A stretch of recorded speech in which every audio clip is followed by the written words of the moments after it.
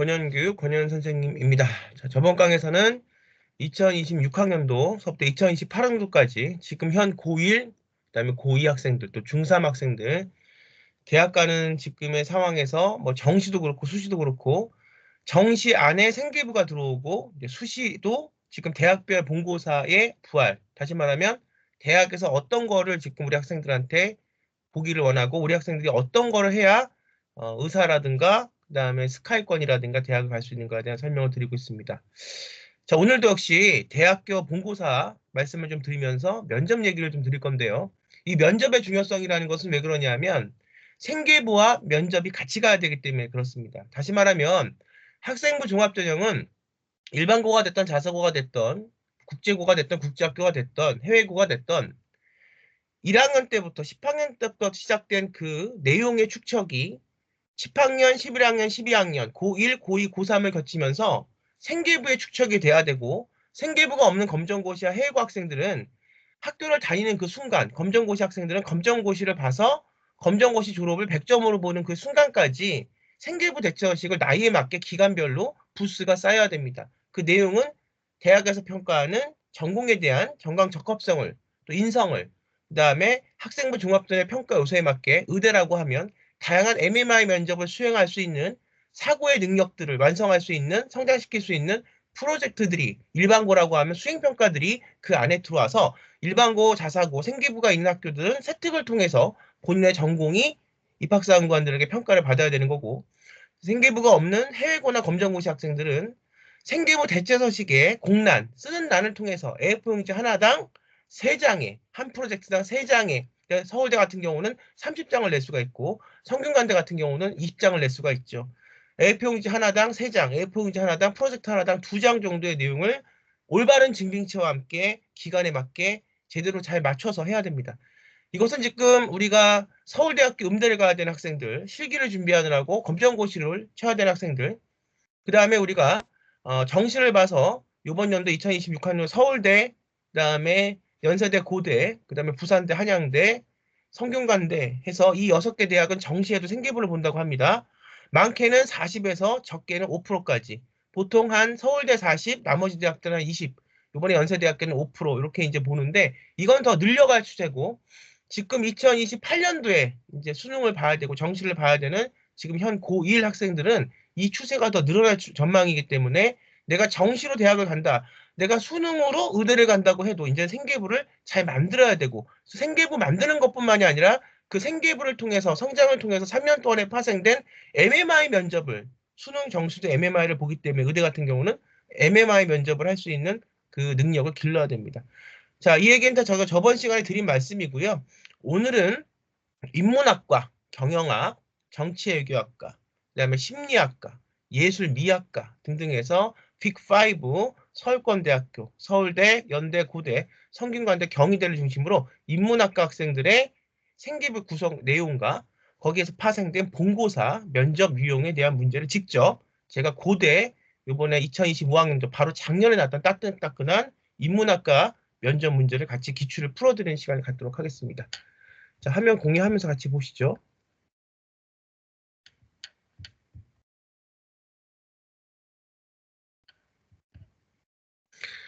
자, 내일신문 2025년 3월 26일자 기사 내용인데요. 우리가 봐야 될 거. 교과 세부 능력 및 특기사항 분량 증가했다. 성취도별 분포 추가했다. 지금 고1부터죠. 지금 고1은 여태까지 했던 고2, 고3과는 다른 생계부 혹은 입시, 수시, 정시 이 로드맵을 잘 짜야 됩니다. 이 로드맵 자체가 잘 짜여지지 않으면 굉장히 대학 갈 때 힘들 수가 있어요. 예전에는 그냥 정시 하나만 가거나 뭐 수시만. 근데 지금은 정시와 수시가 같이 준비가 돼야 됩니다. 이것이 지금은 복잡한 메커니즘에 의해서 입시라는 메커니즘에 의해서 같이 우리가 동떨어질 수가 없는 부분이고 특히 고교학점제가 됐기 때문에 이걸 같이 준비하지 않으면 정말 학교 말만 듣고 아무런 준비를 하고 있지 않으면 고3 돼서는 땅을 치고 후회합니다. 그래서 제가 선생님이 그동안 19년, 20년 입시 학생부 종합전형 강남에서 했던 그 학생부 종합전형의 경험과 그다음에 제주국제학교 학생들 가리키면서 국제학교 가리키면서 했던 그 경험들을 총망라해서 조금 몇 강에 찍어서 짧게 말씀을 드릴 테니까 지금 특히 고1 학생들 또 고2 학생들 지금 빨리 준비를 하셔야 대학에 있어서 실패가 안 되는 그런 상황입니다. 이렇게 증가가 하니까 우리가 어디를 봐야 된다고 그랬어요? 대학 평가 방식에 주목해야 돼요. 아무리 학교에서 하는 얘기라든가 아무리 다른 어떤 입시 기관에서 하는 얘기라든가 사교육 시장에서 하는 얘기라든가 다 필요 없습니다. 우리는 뭘 봐야 돼요? 대학 평가 방식을 주목하면 돼요. 자, 볼게요. 2025학년도 학생부 기재 요령이 지난 2월에 공개됐다. 고교학점제가 도입되고 교과 석차 등급이 9등급 체제에서 5등급 체제로 변경되는 등 교육과정과 내신 산출 방식의 변화가 크기 때문이다. 바뀌었어요. 왜냐하면 5등급으로 바뀌면 9등급에서 촘촘하게 1등급과 2등급이 나눠지는 것이 5등급으로 바뀌었기 때문에 대학에서는 내신의 변별력이 있을까? 더구나 최상위권 학생들을 뽑는 의대나 서울대나 카이스트나 연대나 고대나 성대 같은 대학에서는 과연 내신의 변별력이 있을까 생각할 수밖에 없죠. 5등급 체제로 변하면. 그래서 뭐를 본다? 본고사. 다시 말하면 면접을 본다. 근데 이 면접은 그냥 면접으로 끝나서 우리가 고3 말기에 수능을 다 보고 나서 혹은 생계부가 다 끝나고 나서 한두 달 공부해서 되는 이런 그런 면접이 이제 아니라는 겁니다. 그 이유에 대해서 설명을 드릴게요. 왜냐하면 면접은 제가 앞에 설명드렸지만 학생부와 함께 가야 되기 때문에 예를 들어서 1학년, 2학년, 3학년 때는 A라는 내용으로 만들었는데 아이가 면접은 B라는 내용으로 본다 그러면 전혀 이건 학생부 근간에 재심의 면접을 풀 게 아니거든요. 그럼 입학사관관들은 여기에 대해서 굉장히 의구심을 갈 수밖에 없는 거죠. 그러니까 지금 고1 때 생계부를 어떻게 총량을 짜서 1, 2, 3학년까지 만들어 갈지 거기에 맞는 면접 패턴의 로드맵은 어떻게 짤지가 다 정해져야 돼요. 그것이 의대면 의대, 뭐 성여대 경영이면 경영, 카이스트 공학이면 공학 등등 해서 정해지지 않으면 굉장히 힘들다는 겁니다.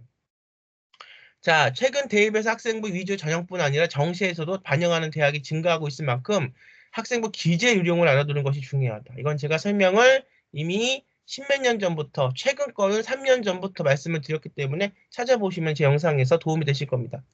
기존과 어떤 점이 달라졌는지, 그로 인해 대입에 어떤 영향을 미칠지 살펴봐야 한다. 고2, 3은 전년과 큰 변화가 없지만 2022년 개정교육과정을 처음 적용하는 고1은 크게 달라졌다. 고교학점제가 도입되고 교과 석차 등급이 9등급 체제에서 5등급으로 변경되는 등 교육과정과 내신 상출 방식의 변화가 크기 때문이다. 학생부는 최근 대입에서 학생부 위주 전형뿐 아니라 정시에서도 반영하는 대학이 증가하고 있는 만큼 학생부를 기재 요령을 알아두는 것이 중요하다고 말했고 기존 어떤 점이 달라졌는지 그로 인해 대입에 어떤 영향을 미칠지 살펴보겠습니다. 특히 이 영상을 보고 있는 검정고시 학생들이 가장 걱정이에요. 어쨌든 일반고나 자사고는 생계부가 있습니다. 물론 그 내용이 중요하겠지만 생계부 자체가 있는 게 아닌데 검정고시 학생들은 생계부가 없으니까 정시를 봐도 그 생계부를 내야 돼요, 이제는. 서울대, 연고대, 성균관대, 그 다음에 우리가 부산대 등등등에서 내야 되는데 한양대.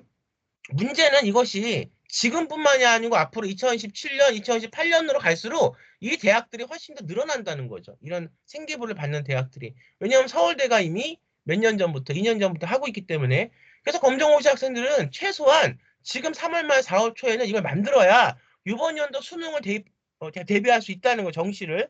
이번 연도 정시를 보는데 이 생계부를 만들지 않는다. 나중에 점수 나온 걸 갖고 생계부를 만들어. 그때는 생계부를 못 만들어. 왜냐하면 생계부의 메커니즘은, 생계부 대처서식의 메커니즘은 기간을 갖고 만들어야 되기 때문에 그렇습니다. 자, 대학을 바라보는 것이 중요하다. 그래서 대학별 평가, 본고사에 대해서 제가 설명을 드리겠다. 본고사의 문제를 보면 내가 생계부의 어떤 부분들을 준비할지가 보인다. 의대 설명하면서도 말씀을 드렸습니다. 첫 번째, 수업 유연화 운영 교육활동 기재 불가. 수업량 유연에 따라 다른 학교 교육적 교육 활동은 일반고 교육 역량 강화 방안 중 하나였지만 자율적 교육 활동은 학교의 특성과 학생의 요구를 고려해 단위 수업량 17수업을 탄력적으로 운영했으며 고2, 3은 기재할 수 있다. 자, 교과마다 운영 형태는 다르겠지만 주로 교과만 융합형 프로젝트 수업. 제가 프로젝트에 대해서 계속 말씀을 드렸죠. 고1 학생들 학교에서 프로젝트가 원활하게 이루어지지 않으면 빨리 정신 차리고 프로젝트 수업을 할 수 있는 방법을 찾아야 됩니다. 다른 데는 다 하고서 생계부를 채워서 내 점수 내신과 수능 점수와 이 프로젝트 수업의 생계부 내용이 잘 융합이 돼서 좋은 데를 가는데 나만 이게 없다? 이미 그건 대학 가기 글른 거라고 보면 돼요. 근데 이것을 학교에서 얘기해주는 학교가 있고 얘기해주지 않는 학교가 있어요. 여러분들이 빨리빨리 잘 챙기셔야 됩니다. 그런 의미에서 제 어떤 이 영상이나 자료들이 도움이 좀 많이 되셨으면 좋겠어요. 저는 이 학생부 종합전형 수시 또 언어, 국어 수업을 20년, 25년째 하고 있기 때문에 특히나 대학 수업을 나가면서 대학에서 어떻게 움직이는 걸 제가 알고 있기 때문에 말씀을 드립니다. 동아리 활동, 연계 수업, 과제 탐구 수업 등 자율적인 교육 과정을 통해 학생들의 진로 역량이나 성장 과정을 드러냈던 항목이었다. 보통 교과 연계할 때는 해당 과목의 세특에 기재하고 세특 중요하다고 말씀드렸죠. 생계부가 없는 검정고 실고 학생들은 세특이 없기 때문에 생계부 대처서식에 한 프로젝트당 A4용지 3장, 한 프로젝트당 A4용지 2장에 걸쳐서 증빙하고 쓸 수 있는 내용을 빨리빨리 마련하고 이것들을 연구를 통해서 그 내용들을 성장시켜야 됩니다. 그리고 성장형 내용이 바로 제가 조금 이따 보여드릴 면접하고 이어지는 거예요. 면접은 외워서 할 수 있는 게 아니라 논술과 좀 다릅니다. 학생부 종합전형의 면접은 문제점을 제시문에서 찾고 이 제시문을 통해서 내가 해결할 수 있는 답을 근데 이 답을 내가 내만의 답을 내려고 그러면 그 답은 어디서 나와야 되냐? 내가 생계부 세특이나 생계부 대체서식의 프로젝트를 진행하면서 쌓아왔던 나의 로직과 논리 속에서 경험 속에서 나오는 거예요. 그러니까 이것이 없으면 대학 가는 건 사실상 꽝이라고 봐야 됩니다. 이 아주 급박하고 지금 고1 때 이걸 안 하면 앞으로 아무리 잘해도 대학 가는 거는 참 힘들어질 텐데 여기에 대해서 아무런 지금 내신 중간고사 기말고사만 그렇게 신경 쓸 때가 아니에요. 그러니까 수행평가 지금 들어가죠. 수행평가 잘 봐야 됩니다. 지금 고1부터는 그 수행평가에 대한 정확한 퍼센트테이지와 내용들도 들어가게 돼요. 생계부에. 어떤 내용에서 내가 차별화를 생계부의 내용과 생계부 대체형식의 내용에서 내가 차별화를 갖고 수 있냐가 굉장한 모멘트고 이걸 통해서 내가 내신이 조금 부족하더라도 이 내용을 통해 생계부를 통해서 더 내가 내신보다 더 갈 수 있는 대학을 갈 수 있는 게 학생부 종합전형입니다. 지금 빨리 정신 차리셔야 됩니다. 특정 과목의 세특으로 한정하기 어려운 경우에는 개인별 세특을 개세특이라고 그러죠. 입력할 수 있어요. 지금. 자, 그 다음에 표준 편차 사라지고 성취도별로 분포가 기재 가능합니다. 그래서 고2, 3은 9등급까지 평가해서 고1은 5등급제죠. 그래서 기존 고2, 3처럼 예술, 교과군, 일반 선택 과목을 제외한 교통고과는 원점수, 과목 평균, 과목 표준 편차, 성취도, 석차 이런 것들이 9등급으로 표기되지만 지금 우리는 이제 5등급으로 표기되고 특히 진로 선택 과목은 일반 선택 과목과 달리 원점수, 과목 평균, 성취도를 A, B, C별로 나타내고 이 A, B, C가 추상적이다 성적 자체가 대학에서는 그 A, B, C를 독자적 기준으로 점수로 다 환원시킵니다. 제가 그때 그 말씀도 영상에 찍어서 올려드린 게 있으니까 찾아서 보시면 될 것 같아요. 자, 그 다음 이거 보셔야 됩니다. 소인수 분해가 13명에서 5명으로 변경된 건 그렇고요. 이게 가장 중요합니다. 잘 읽어볼게요.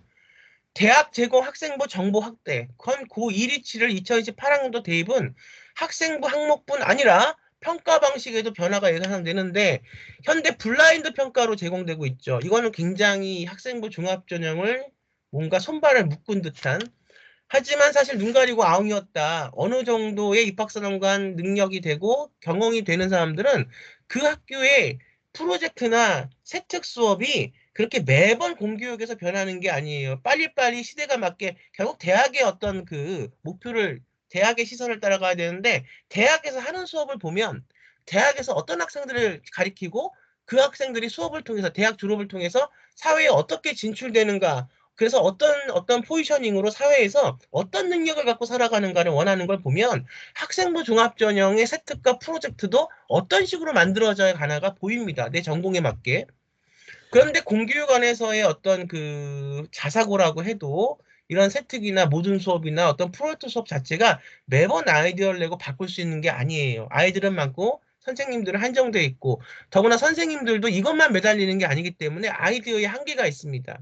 그렇기 때문에 블라인드 평가를 한다고 해도 이미 연차가 높은 입학사관들은 그 생계부를 보면 아 이건 보통 자사고 어디겠구나. 이건 국제고 어디겠구나 보이는 겁니다. 그러니까 눈 가리고 아웅하는 게 우리나라는 너무 많아요. 그 실제 그 내용이 중요하고 아이의 능력이 커리어의 개발에 아이의 어떤 학생부 종합조정에 맞는 능력의 개발이 중요한데 우리나라는 너무 겉으로 속 알맹이는 없으면서 너무 겉으로 허황되게 부풀려진 게 많다는 거예요. 어쨌든 이렇게 학생부 종합조정에 손발을 묶어놨어요. 여태까지는. 그런데 이제 바뀝니다. 현재 블라인드 평가로 대학에 제공되고 있는 고교 자료는 제한적이다. 그러나 고1은 학생 개인별 교과학습 발달 사항 정적 정보 외에도 과목별 평가, 자, 조금, 예, 과목별 평가 방식, 지식수행평가 비율, 수행평가 영역명, 학기말 성취도별 분양 점수 등의 대입조정 자료를 우리가 더 많이 풍부하게 제공한다는 겁니다. 내신은 5등급으로 줄여놓고 쉽게 말하면 그 외의 것들이 그동안 진로활동으로 했던 자율활동으로 했던 봉사활동으로 했던 비교과 여기 이제는 교과로 들어왔다. 진로 선택 과목과 융합 선택 과목으로 들어왔다. 여기에 대한 설명이 더 필요하시면 제가 했던 지금 영상들 강의 자료 제가 썼던 그 저서들 책들을 찾아보시면 거기에 자세히 제가 설명해 드렸습니다. 지금 우리가 여태까지는 아이들이 공부가 중요해. 그래서 공부는 뭐냐? 국영수사가였어요. 그리고 이 학생부 종합전에서 창차활동, 자율활동, 진로활동, 봉사활동 등등을 한다 그러면 부모님이 선입관이 있는 거예요. 공부해야지 뭐 자율활동, 봉사활동을 해. 이건 공부가 아니잖아. 그래서 그때까지는 학생부 종합전형이 굉장히 대중화가 질적인 어떤 향상이 되는 게 좀 부족했다. 근데 이제는 그 자율활동, 진로활동, 봉사활동이라는 그 어떤 카테고리, 대학에서 보는 그 영역 자체가 진로 선택 과목과 융합 선택 과목으로 왔기 때문에 고교학점제 체제에서 이제는 수업 안에서의 진정한 교과목으로 들어온 거예요. 그래서 이제는 학생부 종합전형이 고교학점제 체제라는 항공모함을 탔기 때문에 이제는 다 고교에서의 수업 안으로 이루어지기 때문에 학부모님들이 생각이 빨리 변하셔야 됩니다. 이 수업은 점수가 나오는 거고 학과목 점수가 나오는 거예요. 그건 내신입니다. 방 입학사정과는 과목별로 다르겠지만 지필평가, 수행평가의 비율은 60대 40이 이상적이라고 알려져 있다. 평가의 정보가 고일부터 추가로 제공돼요. 수행평가, 제가 말하는 세특에 들어가는 우리가 프로젝트의 내용이 고급 대학으로 여러분들이 원하는 의대나 여러분들이 원하는 경쟁력이 정말 있어야 되는 서울대나 여러분들이 원하는 스카이권에 인서울권 대학에 가기 위해서는 굉장히 그 내용 개발이 중요합니다. 이걸 경과하시면 이걸 절대로 간과하시면 절대 좋은 대학은 이제 갈 수 없는 시대예요. 수행평가가 어떻게 진행되었는지 내실 있게 수업이 운영되는지 파악하는 데 도움이 될 것으로 보인다고 말했다.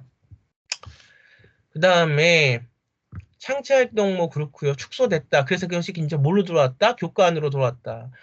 우리가 진로 선택 과목과 융합 선택 과목 안으로 들어왔다. 자율자치활동은 정규 교육과정, 이수과정에서 학생 주도로 수행한 자율탐구 활동에 항해. 중요합니다. 자율탐구 활동. 이 내용이 굉장히 중요해요. 자율탐구 활동은 자꾸만 벗어나네요. 주제 선정부서 보고서 작성까지의 전과정을 해서 보고서를 써야 돼요. 뭘 할 것인가? 1학년 때, 2학년 때 쌓아놓은 게 있어야 3학년 때 보고서를 쓰지요. 3학년 때 융합선택 과목과 심화선택 과목 들어가면 보고서를 쓸 수 있거든요. 논문은 못 쓰지만 보고서는 쓸 수 있습니다. 이게 말장난이에요. 논문을 쓸 수 있다는 거하고 똑같은 거예요. 그 정도의 퀄리티가 이 안에 들어가야 된다는 겁니다. 근데 이걸 하나도 모르고 지금 앉아있으면 시간만 지나고 아이 대학 가는 건 진짜 힘들어져요. 잘 보셔야 돼요. 보고서 작성까지의 전 과정을 의미하며 기재식 학교 교육계획서나 학생 활동 산출 등 증빙 자료를 우리가 학교에 낼 수 있고 입학사관관들이 요구하면 증빙 자료를 보호할. 그러니까 지금 생계부가 없는 검정고시나 해외고 학생들도 그 어떤 프로젝트에 대한 정확한 그 증빙처가 제가 있어야 된다고 얘기를 했잖아요. 그 증빙을 갖고 있어야 되는 거예요. 이게 지금 검정고시나 해외고 학생들도 일반고나 자사고에서 만들어지는 지금 생계부와 똑같은 로직으로 만들어야 됩니다. 근데 더 증빙은 어떻게 할 것인가? 어떤 내용을 할 것인가? 특히나 검정고시 다 그런 건 아니지만 정말 실기나 어떤 뭐 다른 이유 때문에 정말 알차게 검정고시를 준비하면서 본인이 할 거를 꿈과 함께 목표와 함께 준비하는 학생들도 있지만 또 그렇지 않은 홈스쿨링하거나 어떤 정말 대안학교에서 심도 있고 밀도 있는 교육을 하지 못한 학생들은 기초학력 자체도 안 돼요.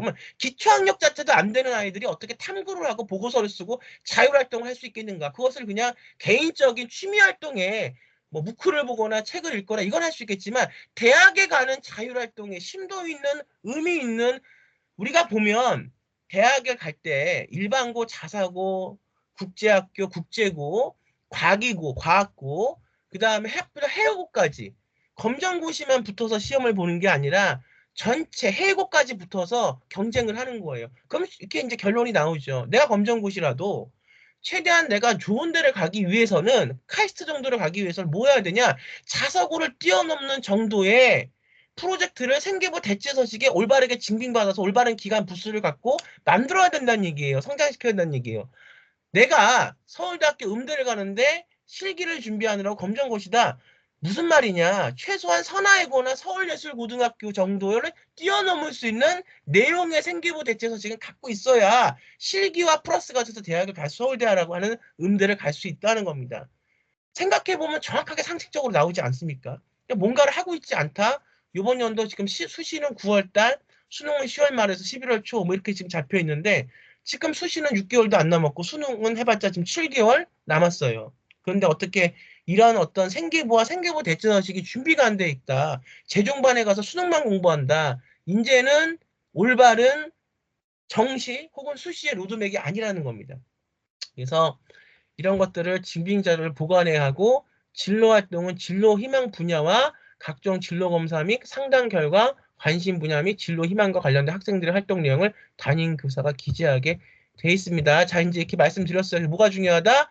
아, 내신이 5등급제로 변했으니까 이제 고1 학생들 뭐야? 대학별 평가 방식에 주목을 해야 돼요. 자, 그럼 제가 이걸 잠깐 끊고 자, 이제 이번 작년에 2025학년도 고려대학교 의대는 제가 먼저 문제를 하나 풀어서 영상 올려드렸어요.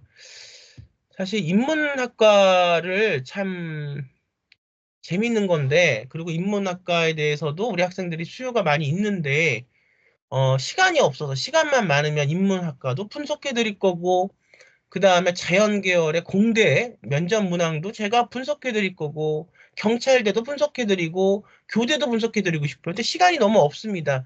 제가 가리키는 아이들도 가리켜야죠. 이 아이들이 우선입니다. 좋은 대학을 보내야 되기 때문에. 그 학생들은 저의 가치를 알고 저를 찾아서 온 학생들이에요. 전국적으로.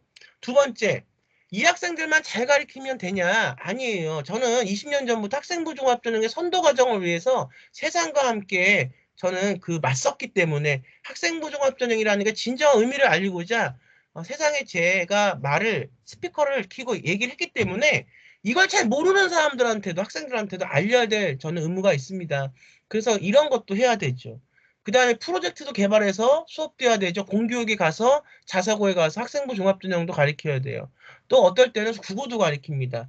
제 학원도 해야 되죠. 그러니까 얼마나 바쁘겠어요. 근데 어쨌든 그래도 그 과정 속에서 의미 있는 인연들이 만들어지기 때문에 그리고 제가 선생으로서 학생들을 잘 가리켜서 일 몰랐던 학생들이 또 제 수업의 프로그램을 통해서 의대도 가고 본인이 가고 싶은 서울대도 가고 그거 시작점을 놓치면 그들이 못 가기 때문에 우리 아이들이 그래서 지금 설명을 드리는 겁니다. 그러니까 우선은 다 설명을 드리고 싶은데 시간이 안 되니까 의대하고 인문학 이것만 찍어서 우선 제가 걸어드리고 시간이 되면 뭐 카이스트라든가 공학이라든가 교대라든가 사대 제가 걸어드릴 텐데 우선은 이걸 갖고 한번 벤치마킹을 해보세요. 이 문제가 인문학이고 문제가 제가 걸어드린 게 의대라서 그렇지 공학적인 게 나도 똑같고 그다음에 우리가 사범대나 교육학과적인 것과 나도 똑같습니다. 한번 벤치마킹을 해보세요. 다른 학과를 준비한 학생들은.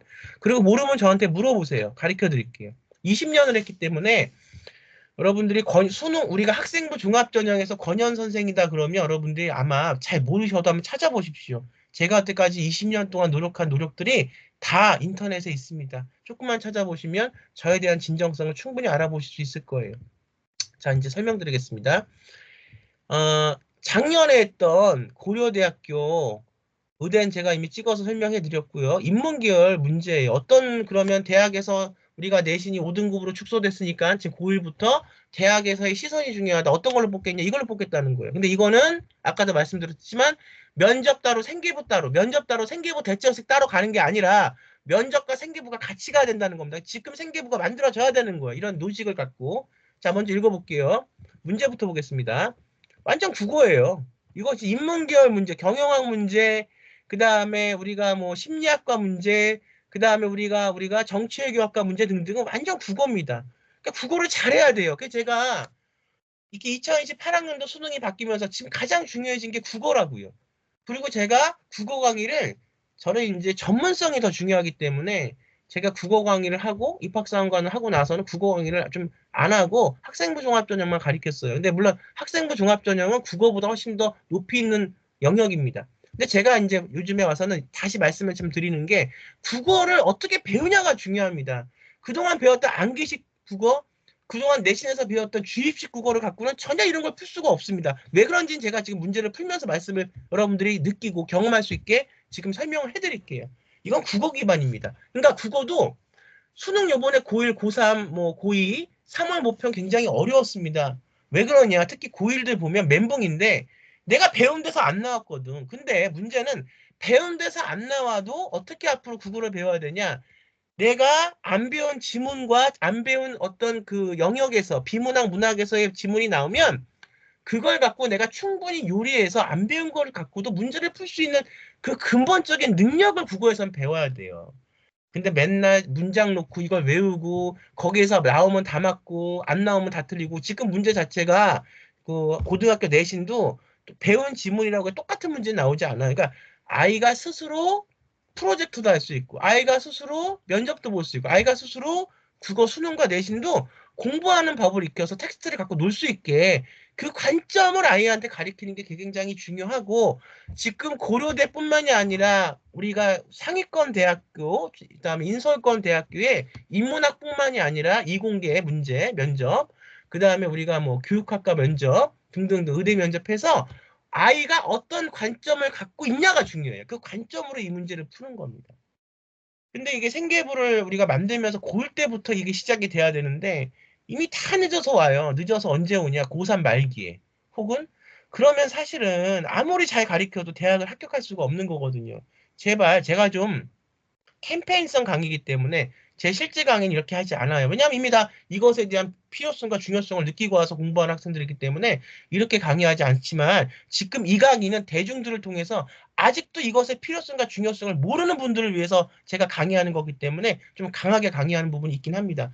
하지만 그만큼 좀 여러분들이 인식을 하셨으면 좋겠어요. 이거는 제가 대학 가는 게 아니고 여러분들, 우리 학부모님들의 귀중한 아이들, 그다음 우리 학생들, 제 제자들, 아이들이 대학 가는 거기 때문에 이거를 얼마나 인식을 하냐, 받아들이고 행하느냐에 따라서 달라지는 겁니다. 자, 볼게요. 시간이 없어요, 여러분들. 시간이 그렇게 많이 남지 않았습니다. 먼저 문제부터 볼게요. 가와 나를 바탕으로 예술의 본질에 대한 느누아르와 윤동주의 줄쳐요 관점과 제가 이 문제를 어디서 제가 만들어서 갖고 오는 게 아니에요. 이거는 고려대학교, 성균관대학교, 서울대 가면 다 이 문제가 있습니다. 제가 어저께 설명해드린 의대에서도 의사로서의 복합적이고 융합적인 관점을 물어봤죠. 이것이 그럼 고대라서 그러냐? 비단 고대뿐만의 문제가 아니라 서울대, 성균관대, 중앙대, 한양대 모든 면접을 보는 대학별 고사를 보는 내신이 5등급으로 축소됐기 때문에 그걸 못 믿어서 이렇게 대학별 고사로서 학생을 뽑으려고 하고 수능도 변별력이 없다고 못 믿어서 수능 안에 학생부 종합전형처럼 생계부를 보고 면접을 보는 대학들이 다 첫 번째 문제가 뭐냐? 관점입니다. 근데 여러분들 관점이 있으세요? 관점이라는 게 뭔데요? 남을 따라가는 게 관점이 아니라 내가 했던 주도적으로 했던 자기소개서, 자소서 있는 이제 없어졌죠. 주도적으로 했던 생계부 대체 서식, 그 다음에 프로젝트, 이 어떤 세특에 대한 어떤 수행평가 등등을 하면서 내가 내 하고 싶은 전공에 대해서 쌓았던 내 어떤 역량들이 관점이 되는 거예요. 그러니까 이제 물어보잖아요. 어떤 의사가 되고 싶냐? 어떤 카이스트 공학자가 되고 싶냐? 어떤 경영학자가 되고 싶냐? 어떤 문화예술 경영가가 되고 싶냐? 어떤 미학자가 되고 싶냐? 몰라요. 그냥 경영학과 가겠다. 그냥 카이스트 가겠다. 성적 되면 가겠지. 아이도 이렇게 생각한다는 거예요. 지금의 입시는 더 세분하게 세심하게 저렇게 찾아서 아이한테 그 프로그램이 세팅이 되어 있어야 된다는 겁니다. 근데 아이가 의사가 되겠다고 하는 아이들을 하나 예를 들어 보면 내가 의사가 되고 싶지만 왜 의사가 되는지 몰라요. 부모님의 강요 반, 또 내 의사가 되고 싶은 생각 반 이렇게 온다고. 그러니까 관점을 갖추기가 관점이 쪽집게처럼 그냥 한두 달간의 그 어떤 주입을 받아서 관점이 갖춰지면 좋겠지만 절대로 관점이라는 건 주입을 받아서 갖춰지는 게 아닙니다. 관점이라는 것은 굉장히 시간이 오래 걸려요. 그러니까 언제부터 시작을 하냐? 지금 이 순간부터 고등학교 1학년 때부터 시작을 해야 돼요. 그래서 제가 대치동 또 국제학교를 통해서 하는 이 과정은 제가 국어는 가리키지 않아요. 하지만 이제 제가 다른 데서 가리키는 어떤 프로그램을 제가 이제 어떻게 런칭을 하냐면 국어와 수능과 내신과 학생부 종합전형을 같이 엮어서 그 아이를 케어하는 관리형 프로그램으로 저는 이제 그 프로그램을 런칭을 해서 학생들한테 제공을 할 겁니다. 그리고 검정고시 학생들한테는 검정고시 학생들만을 위한 특화된 온라인 교육회사와 함께 런칭을 같이 해서 온라인 교육으로서 접근을 할 거고 제공을 해드릴 거고 지금 요즘은 2025년도에 굉장히 제가 생각들이 많습니다. 제가 원래 하고 있는 메인이 되는 지역에서는 뭐 국어 강의 하지 않아요. 저는 학생부 종합전형 하나만 가리키는 20년 동안 가리켰던 전문가입니다. 그런데 그 외의 지역 학생들한테는 이걸 제공하는 이유가 더 경쟁력을 가지라고 이걸 얘기를 하는 거예요. 그리고 앞으로 지금 고1들한테는 국어 내신, 국어 수능과 그 다음에 이 학생부에 대한 총체적인 관리와 면접에 대한 관리와 공부하는 습관을 자기 주도로 들을 수 있는 관리까지 같이 돼야 돼요. 그걸 제가 지금 요번에 런칭하는 학원부터는 그렇게 할 거예요. 그 다음에 중요한 건 지금 옆 학원에 어떤 걸 보니까 대치동에서 좀 오래 이제 수업을 하고 또 국제학교 수업도 많이 하거든요. 오래 했거든요.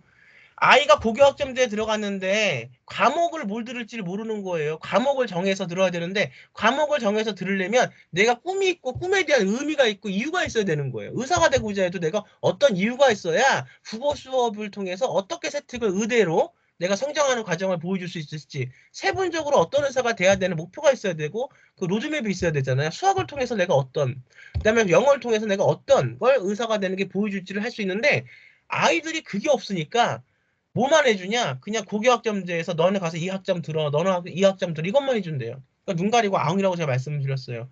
정말 의미 있고 우리 아이가 잘 되길 원하는 정말 대부분의 우리 학부모님들은 전체 다겠죠. 우리 학부모님들. 우리 아이가 잘 되길 원하는 부모님들은 전체 다겠죠. 공부하는 방법을 바뀐 우리의 고교학점제와 바뀐 입시에서의 특히 고1부터는 지금 중3부터는 어떻게 해야지 갈 수 있는가 봐 바뀌었기 때문에 아이가 내성을 갖고 그거를 스스로 할 수 있는 그 교육 방법을 가르쳐 줘야 됩니다. 그건 결국 뭐냐? 사고와 인식의 전환과 성장이라고 볼 수 있습니다. 문제 풀어 드릴게요. 관점 중요합니다. 가의 상무 정신의 관점에서 가의 장인 정신과 나의 최후의 나를 평가하시오. 어렵습니다. 나를 바탕으로 가히 화가, 나의 시인, 다의 무사의 사례를 종합해야 돼. 이건 융합적인 사고력입니다. 그러니까 의사나 제 강의를 유심히 좀 보시면 인문이나 제가 뭐 찍어서 지금 걸어드리진 않았지만 똑같아요. 공대나 다 그 관점이 중요하고 공대는 제가 좀 보여드릴까요? 지금 이거 지금 녹화되고 있으니까 공대를 찍을 시간이 안 될 것 같아 그래요. 자 찍어서 보여드리면 참 좋을 텐데 지금 뭐 이렇게 좀 자, 공대 관점을 좀 보여드릴게요. 공대가 어떻게 나오냐면 결론은 공대에 대한 것과 그 다음에 뭐가 나오냐? 인문학이 같이 나와요. 조금 더 찾아서 보여드릴게요. 자, 이거 한번 볼게요. 자연계열이에요. 자, 문제만 좀 볼게요. 자, 볼게요. 재심은 가나를 읽고 공통적으로 떠오르는 개념을 말해라. 이 개념 문제가 이제 우리가 인문이나 의대에선 관점이고 우리가 지금 공대나 우리가 자연계열은 개념이에요. 문제 1에서 답한 개념을 바탕으로 제시문 말을 설명하라. 근데 이 제시문을 보면 빛이 우주선 바닥에서 출발하여 이것은 자연지문이죠. 무산소 호흡하는 발효와 부패가 있다 자연지문이죠. 경사이동 단층과 상반층 이것도 자연과학 지문이에요. 문화는 각 사회가 처한 자연환경이나 사회적 환경에 따라 다양하게 나타난다. 이거는 문과적인 지문이에요. 수소는 그러니까 일에 대한 개념을 제시문 말을 설명하는 거. 일을 갖고 빛에 대한 거. 그 다음에 문제 1에 대한 답한 개념에 대한 자연현상을 찾고 그 이유를 설명하시오. 여기에 뭐가 들어갔습니까, 지금? 이런 문화적인 개념이 들어갔어요. 그러니까 공대라고 하고 자연학과라고 해도 교육과정은 물리, 생명과학, 지구과학, 화학인데 통합사회가 들어가는 거예요. 왜? 거시적 관점에서 보거나 미시적 관점에서 보거나 보면 자연도 하나의 개념이고 이 자연도 하나의 질서고 사회도 하나의 질서고 개념입니다. 그러니까 이 고대나 고대뿐만이 아니고 다른 상위권 대학에서는 자연과학 문제만 내는 게 아니라 섞어요. 그러니까 자연과학 쪽으로 공대나 이제 뭐 카이스트 문제는 전혀 이렇지는 않아요. 카이스트는 또 독립된 카이스트만의 사고력이 있어야 됩니다. 갖춰야 됩니다. 이거 하다 보니까 자연과학만 이제는 잘하고 수학만 잘 풀고 화학만 잘 풀고 생물만 잘 되는 게 아니라 그것을 갖고 어떻게 인문학도 같이 융합할 수 있는 융합적 사고력이 필요하다는 거예요. 이건 제가 문화의 지금 상대성, 전기 음성도, 호흡, 경사, 이동, 당층 이렇게 나온 거죠. 섞어버려요. 오늘 지금 이제 인문학 설명하는 시간이니까 조금 더 깔끔하게 강의가 가려고 했으면 이 이과까지는 설명을 안 하면 되는 건데 좀 강의할 시간은 적고 없고 저도 또 이거 끝나면 바로 또 수업 들어가야 되거든요. 그래서 한 번에 좀 보여드렸습니다. 좀 도움이 되었으면 좋겠어요. 자 이제 볼게요. 자 한번 읽어볼게요. 자 어떤 게 나왔는가. 이건 꼼꼼히 설명을 드리겠습니다. 대표적인 인상주의 화가인 르누아르는 평생 소박하고 성실한 장인 정신으로 장인 정신의 어떤 관점이 뭔지를 잘 보세요. 지문에서 작업에 임했으며 오로지 회화의 본질에 충실하고자 하였다. 회화의 본질이 뭘까요? 여러분들이 회화의 본질에 대해서 생각을 한 번이라도 해보셨어야 됩니다. 다양한 탐색을 통해서, 다양한 진로를 통해서 여러분들이 경영을 하겠다면 어떤 경영을 통해서 하겠는가? 문화 마케팅 경영을 하겠다. 좋습니다. 그럼 내가 지금 어떤 공학적인 어떤 그 부분과 이런 어떤 회화의 어떤 부분을 갖고 내가 지금 AI 영역에서 뭘 해보겠다. 그래서 지금 가치가 떨어져 있는 어떤 부분들을 가치를 소비자의 니즈를 통해서 가치를 올리는 고부가 가치 산업을 통해서 어떤 우리나라 소비자의 어떤 소비자들한테 어떤 부분을 내가 같이 나누고 함께하는 경영자가 되겠다. 이렇게 있어야 되는 거예요. 그랬을 때 여러분들이 회화의 본질에 대해 생각을 해볼 수 있었을 거죠. 꼭 내가 어떤 문화 마케팅이 아니라 스포츠 마케팅을 하겠다 그래도 이렇게 내가 생각했던 부분들이 다른 부분들하고 유사한 부분들이 있는 거예요. 회화의 본질이 뭔지. 여러분들이 지금 많이 나누고 많이 보편화되는 문화예술 어떤 영역의 경영을 하겠다. 그럼 회화의 본질은 그 사람한테는 뭐냐? 어떤 거게 되겠어요? 많이 사람들한테 알리고 보편화되는 게 본질일 거고 또 이렇게 지금 디지털한 시대와 저작권이 문제가 되는 내 것이 없는 그런 어떤 사회에서 난 이런 사회에서 보안을 통해서 회화의 본질에 가장 추구가 되는 것은 보안이다. 저작권이다. 이걸 난 더 충실히 하는 사업가가 되거나 혹은 보안 프로그램 개발자가 되겠다. 이게 여기서도 IT 부분이 나오는 거거든요. 지금의 어떤 경영이라든가 임무는 IT나 공학하고는 뗄래야 뗄 수가 없습니다. 의대도 마찬가지예요. 의대 시험 문제도 우리가 생물, 화학만 나는 게 아니라 면접에서 뭐가 나냐. 생물, 화학은 안 나고 뭐가 나냐면 MMI 의대 면접에서는 공학적인 부분과 정보에 대한 부분이 나와요. 이걸 잘 분석하면 생계부를 어떻게 만들어야 되는가 보이는 거죠. 자, 이게 다른 거예요. 그러니까 아이가 우리 학생이 고1 때부터 로드맵을 세워서 어떤 꿈에 대한 정확한 학생의 근거와 목표와 의미가 있냐가 생계부 대처식과 면접을 정확하게 해나갈 수 있는 그런 로직이겠죠. 저희는 그걸 가리킵니다. 기타를 연주하는 스페인 소녀에는 머리에 붉은색 두건을 두르고 그 위에 검은 모자를 쓴 화려한 투사 복장을 한 사랑스러운 소녀가 등장한다. 이 그림에도 역시 우울한 분위기의 정치가 아니라 사랑스러운 소녀가 있을 뿐이고 이 생기 넘치는 소녀의 존재 자체가 생이 예찬이다. 밝은 색에서는 삶의 기쁨이 붉은 기가 도는 포동포동한 소녀에서는 싱그러운 젊음이 느껴지면서 우리의 시선을 사로잡는다. 그림은 영혼을 쏘주는 환희의 선물이어야 한다는 그의 진지하고 낙관적인 예술 철학은 실로 깊은 감동을 준다.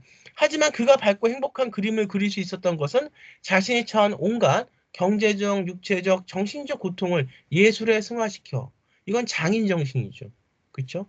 그의 어린 두 아들이 제1차 세계대전에서 부상을 입고 부인이 당뇨병으로 사망하여 홀로 남게 된 순간에도 그의 영원한 동반자이자 삶의 의미인 그림이 있었기에 그는 진정한 행복을 느낄 수 있다. 이거는 장인 정신인 사람한테 그런 거예요. 만약 사업가 정신이라 그러면 본인에 충만한 게 아니라 이걸 빨리 상품으로 치환시켜 소비자한테 그것이 소비의 가치의 인정을 받는 게 사업가 정신은 더 좋겠죠. 또 무사 정신은 다를 거죠. 이렇게 관점이 다르다는 겁니다. 자, 그 다음에 윤동주의 쉽게 쓰여진 시.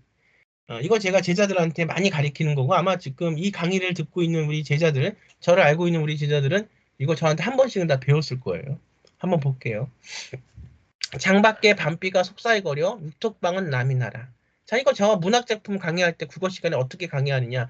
내가 한 번도 안 본 지문을 만났을 때 어떻게 처리해야 하는지가 여러분들이 갖고 있어야 됩니다. 이게 고급 국어예요. 지금 이제 국어 굉장히 잘 가리키는 강사 만나기가 힘듭니다. 자, 보세요. 쉽게 제가 정리할게요. 시는 이미지, 리듬, 그 다음에 긍정 혹은 부정, yes or no, 이렇게 yes or not 이렇게 이제 얘기를 해요. 이 세 개만 갖고 문제를 푸는 겁니다. 자, 뭐가 보이십니까? 창밖이 보여야 돼요. 창밖은 남의 나라입니다. 긍정입니까? 부정입니까? 빨리 설명해 드릴게요. 부정이에요. 지금 윤동주가 있는 이 지금 장소는 긍정적인 장소가 아니라 부정적인 장소입니다. 유척밤, 다다미방이죠. 일본이죠. 그 다음에 시인이란 슬픈 천명인 줄 알면서도 한 줄 시를 적어볼까? 시인이 보여야 돼요. 슬픈 천명은 모르겠어요. 한 줄 시를 적어볼까? 그런데 시인이 한 줄의 시를 쓰기 위해서는 슬픈 천명이니까 이미지입니다. 다 이미지를 쌓여 있어요. 이 이미지를 자꾸 모아야 됩니다. 국어를 잘하는 아이들은 이미지나 비문학에서의 본론을 잘 쌓아가요. 국어를 못하는 아이들은 이게 뭔 얘기인지를 몰라서 화자나 문제 출제자는 A라는 걸 따라가 문제를 풀게 만들어 놓는데 B를 자꾸 따라가고 C를 따라가요. 모을 줄을 모릅니다. 이미지를. 그러니까 이제 문제를 못 푸는 거죠. 이걸 빨리 훈련시키고 가르쳐야 됩니다. 한 줄씨가 나올 때 굉장히 어렵다는 거죠. 그러니까 시는 우선 긍정적인 존재라기보다는 지금 나한테는 부정적인 존재예요. 힘든 걸 써내야 되니까. 땀내와 사랑내 포근히 풍긴 보내주신 학비 봉투를 받아 자 지금 가정에 또 유학까지 가 있어요. 굉장히 힘든 상황입니다. 대학 노트를 끼고 늙은 교수의 강의를 들으러 간다. 대학 노트를 끼고 늙은 교수의 강의를 들으러 가는 걸 보면 굉장히 막 신설되고 굉장히 지금 빨리빨리 좀 도움이 되는 그런 학문이 아니라 이 문학이라는 그 공부 자체가 굉장히 클래식하면서 지금 어떤 베이스를 까는 공부죠. 이것이 당장 어떤 거에 활용되는 것보다는 모든 인문학의 혹은 모든 이공계의 베이스가 되는 거죠. 생각해보면 어릴 때 동물을 하나둘씩 죄다 잊어버리고 육족방은 남의 나라예요. 지금 동무도 내 곁에 없어요. 근데 어렸을 때도 없었어요. 나는 그런 어떤 히스토리가 있는 나는 무얼 바라서 이렇게 지금 일제강점기고 힘든데도 홀로 침전하는 것일까? 여기 와 있냐? 뭐 유학까지 와 있냐? 자기 어떤 자책이죠. 인생은 살기 어렵다는데 시가 이렇게 쉽게 씌워지는 것은 부끄러운 일이래요. 반성과 자기의 어떤 그 성찰이 보이는 부분입니다. 육척방은 남의 나라. 또 반복되죠. 일본이죠. 창밖에 밤비가 속살거려요. 밤비가 속살거리면 부정일 수도 있고요. 지금 과거에 대한 생각을 했기 때문에 이 부정 속에서도 뭔가 환기가 되고 있습니다. 왜냐하면 밤비가 굉장히 거칠게 내리는 게 아니라 속살거린다는 것은 추억의 그런 부분 시간에 내가 지금 머물러 있었기 때문에 지금의 어떤 이 장소 자체가 굉장히 힘든 장소라고 해도 나한테는 이것이 지금 환기가 된 장소입니다. 자, 여기서부터 중요해요. 제가 우리 학생들 저한테 강의 듣는 학생들은 알죠. 부정 다음에 긍정 나오면 그게 중요한 거고 긍정 다음에 부정 나오면 그게 중요한 바뀌니까 왜 바뀌었는지가 우리가 풀어내면 그것이 이 시의 주제라고 제가 말씀드렸어요. 자, 등불을 밝혀 어둠을 조금 내몰고 조금 내몰았어요. 많이가 아니라 시대처럼 오늘 아침에 기다리는 거야. 다 뭐가 지금 이렇게 된 게 아니고 기다리는 최후의 나는 내가 스스로 나에게 뭐 합니까? 위안을 주고 있어요. 아까 상찰이 들어갔어요. 나는 나에게 작은 손을 내밀어. 큰 손이 아니라 작은 손이다. 눈물과 위안으로. 이것이 희망과 기쁨으로 잡는 악수면 독립이 됐겠죠. 눈물과 위안. 기다리는 최초의 악수입니다. 성찰이 들어가죠. 그래서 이 시의 주제가 뭘까요? 일제강점기 때 윤동주가 느끼는 것을 통해서 힘들고 어둡고 고달프지만 지금 다 모든 걸 포기하고 싶지만 그래도 언젠가 독립은 될 거다. 희망은 있다는 거. 지금 우리가 힘든 어떤 경제 상황 속에서 힘든 정치 상황 속에서 힘든 여러 상황 속에서 우리가 포기하고 싶지만 그렇지만 우리가 포기를 정말 해버리면 이 학생의 미래도 없고 공부가 안 되는 거죠. 하고 싶지만 열심히 이 어려움을 겪고 방법을 어떻게든 찾아서 하는 그 학생이 현실적인 성공도 있듯이 윤동주도 너무 포기하고 싶지만 그래도 여기서 눈물과 위안으로 내 자신의 최초의 악수를 잡는 경험을 통해서 포기하지 않겠다. 이거는 엄청난 열정과 의지를 갖고 포기하지 않겠다가 아니라 희망은 현실은 힘들고 어렵지만 이 어렵고 힘든 것 속에서 정말 조금씩 조금씩 천천히 그 내가 갖고 있는 모든 어떤 아픔과 모든 힘듦을 나는 참아내겠다라고 하는 어떤 끈기가 보이는 그런 시가 되겠죠. 이렇게 문제는 푸는 겁니다. 이거는 이 시에만 통용이 되는 게 아니고 어떤 시에도 이런 방법으로 이미지, 리듬, 예스와 나, 긍정 혹은 부정으로 문제가 풀려요. 이런 걸 가르쳐 줘야 됩니다. 그 다음 힘드네요. 그 다음 다. 무사들은 영지를 지배하고 경지를 개발하였으며 전쟁에서의 용맹과 주군에 대한 의리를 중시하였다. 무사는 뭐예요? 명분이죠. 의리죠. 충성과 용맹을 바탕으로 한 무사들의 상무정신이 바로 이겁니다. 실리를 따지려면은 지금 적군이 따라오는데 내 생명을 지키기 위해서, 내 가정을 지키기 위해서는 전쟁에 나가지 말아야 돼요. 근데 무사는 알면서 내가 뻔히 나가면 죽고 내 가족이 멸문지화를 당할 걸 알지만 나갑니다. 이게 무사정신이라는 거예요. 나아가 희생의 신의 검약을 중시하는 무사 윤리 무사도를 발전하였다. 명예 역시 무사들에게 중요한 덕목 가운데 하나였다. 무사의 명예란 죽은 순간까지 자신의 이름을 더럽히지 않은 것이고 이는 복수나 자결 등 여러 형태로 나타났다. 오늘날에도 일본인이 높은 가치로 여기는 충성과 명예는 이러한 무사 윤리를 통해 형성되었다고 할 수 있다. 자, 그 다음에 라는 좀 다양한 관점이 나오겠죠. 직업 윤리를 통해서 많은 사람이 관계를 맺고 있는데 직업 생활에 지켜야 할 마땅한 도리, 직업 윤리가 필요하다. 이건 요즘 얘기죠. 직업 윤리란 직업 생활을 하는 사람들이 따라야 하는 가치와 행동 규범으로 예로부터 동서양에서는 직업 윤리의 중요성을 강조했다. 성해의 프로테스탄트 윤리에서는 극명하고 성실한 자세로 직업에 중시해야 한다는 소명 의식을 강조했고, 동양의 유교 윤리에서도 생활 속에서 자신이 맡은 직분에 충실해야 한다는 정명 정신이 전해온다. 이 말은 자신이 맡은 바 임무와 역할을 충실히 수행하는 직업률을 포함할 수 있다고 볼 수 있다. 또한 우리나라에서는 전통적으로 장인 정신을 중요하게 여겨왔다. 장인 정신이란 자기 일의 긍지를 가지고 전념하거나 한 가지 기술에 전통하여 노력하는 것을 말한다. 이렇듯 동서양에서는 모두 직업에서 자신의 맡은 직분에 최선을 다하는 책임의식이나 성실함을 강조하고 있다. 자, 이제 다 읽었죠? 가와 나를 바탕으로. 가는 뭐예요? 가는 우리가 장인 정신, 나는 어디가 시인 정신이라고 할까요? 시인의 어떤 그런 그 체제, 어떤 정신을 바탕으로 예술의 본질에 대한 느누아르의 윤동주의 관점의 공통점과 차이점. 그러니까 느누아르의 장인 정신, 윤동주도 시인이야. 예술의 본질은 서로마다 달라. 근데 윤동주는 이게 그냥 어떤 목적의식 없이 계속 어떤 사회성 없이 내가 어떤 그냥 미적 관점에서만 시를 쓰는 게 아니라는 거지. 윤동주는 시도 쓰고 그것이 미학이긴 하지만 윤동주의 미적 관점은 뭐냐? 사회적인 게 그 안에 들어가 있고 윤동주는 나중에 기독교 종교에 기여하잖아요. 윤동주의 시를 보면 3기로 나눠집니다. 근데 마지막에는 기독교에 우리가 기여를 하는데 이런 걸 봤을 때 윤동주의 어떤 그 문학은 완전히 그 아름다운 미에서만 우리가 결론 지어지는 것이 아니라 그것이 사회적으로 그것이 종교로 이렇게 귀의된다는 거예요. 여러분들이 그거를 생각을 통해서 잘 쓰셔야 됩니다. 근데 여러분들 보통 보면 문자를 파악하고 그다음에 르누아르와 윤동주의 관점의 공통점과 차이점을 본인의 경험을 통해서 들 수 있어야 되죠. 베이스를 통해서. 가의 상무정신의 관점과 가의 장인정신과 나의 체윤화를 평가하세요. 상무정신은 내가 죽을 걸 알면서 나가서 싸우는 실리가 전혀 없는 명예정신이죠. 가의 장인정신하고도 어떤 부분은 비슷할 거예요. 나의 체외나가 과연 무엇인가 이 시를 잘 분석할 수 있어야 됩니다. 체외나. 이것이 정말로 내가 내 자신을 죽을 걸 알면서까지도 그렇게 뭘 기다리는 정신인 건지 아니면 그 안에서 기다리는 속에서 내가 정말 희망이 있을 거라고 생각하면서 명예보다는 오히려 이게 나한테 실릴 수 있다고 생각해서 잡는 것일지 아니면 그것도 저것도 아니라 정말로 내가 살아온 그 경험 통해서 내가 얻어진 어떤 해안이 이렇게 살다 보면 어떤 목적도 중요하고 어떤 명예도 중요한 게 아니라 이렇게 하루하루 어떤 성찰적인 자세로 힘들지만 하루하루 이겨내는 것이 결국은 눈물과 위안으로 잡는 최초의 나의 악수인 건지는 다 다른 거예요.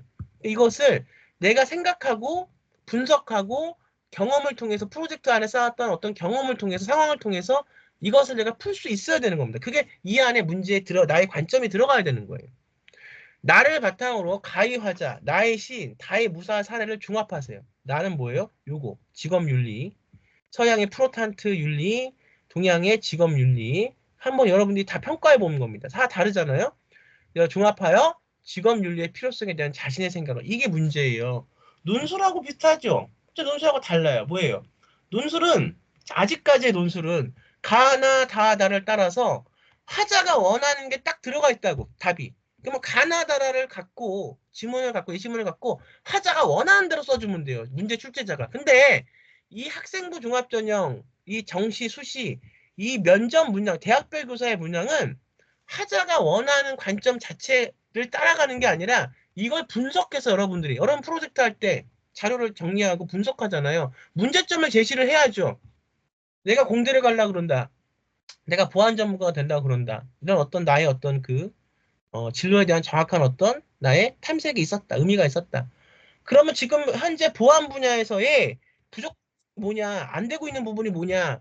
제가 가르쳤던 학생들 중에서 카이스트 간 학생 중에 한 명은 시장 상인들이 보안을 해야 되는데 얘들이 시장분들이 뭐가 없어요?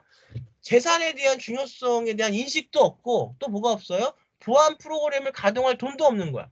그러니까 우리 학생이 보안 프로그램을 개발을 해서 남과 나누는 거죠. 타인과 나의 달란트를. 이게 학생부 종합전형의 근간이거든요. 수시에. 그래서 시장분들한테 뭐를 이 어떤 프로그램들을 나눠주고 그걸 통해서 시장분들이 보안에 대한 중요성에서 알게 되고 자기 재산에 대한 중요성을 이 학생을 통해서 알게 된 거죠.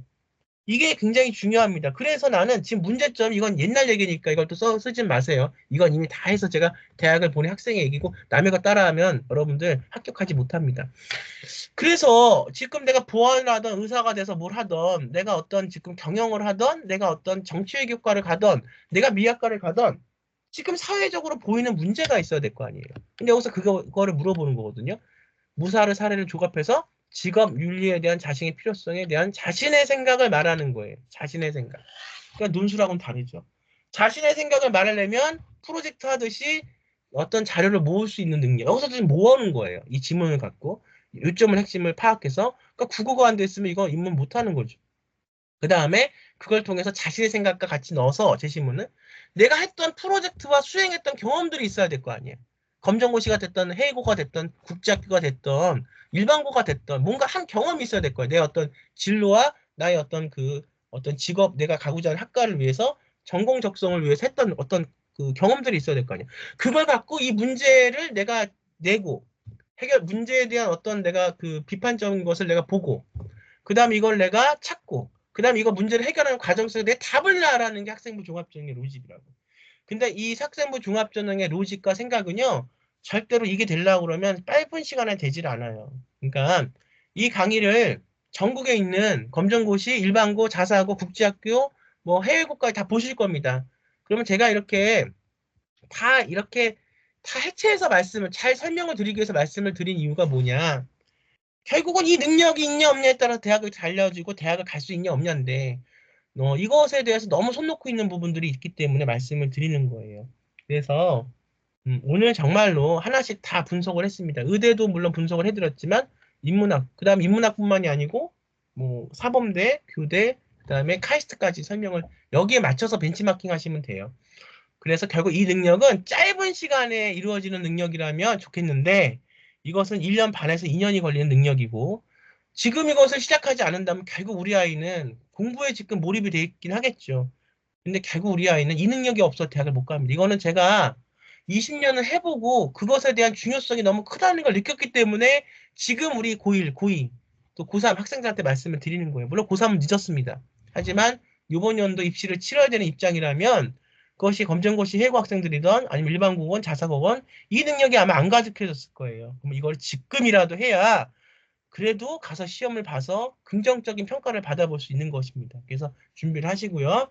저는 또 다음 시간에 더 좋은 내용 갖고 여러분 찾아뵙도록 하겠습니다. 여러분, 감사합니다.